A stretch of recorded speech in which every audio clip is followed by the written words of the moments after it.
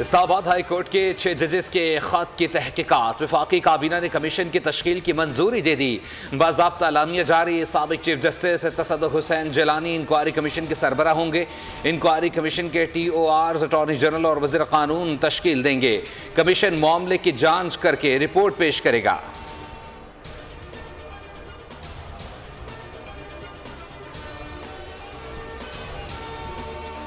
कोई निज़ाम एहतसाब के बगैर नहीं चल सकता। एहतसाब मुझसे शुरू होकर नीचे आप लोगों तक जाएगा। वज़ीर आज़म शहबाज शरीफ का वफाकी काबीना इजलास से खिताब। कहा कि मिलकर चैलेंजेस का मुकाबला करना है। काबीना अरकान वक्त ज़ाहिर किए बगैर काम शुरू करें। 5 साल में बरामदात दुगनी कर देंगे।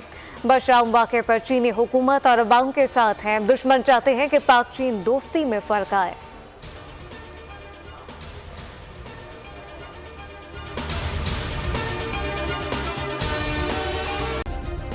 सब्सक्राइब करें और बेल दबाएं ताकि कोई खबर रह न जाए।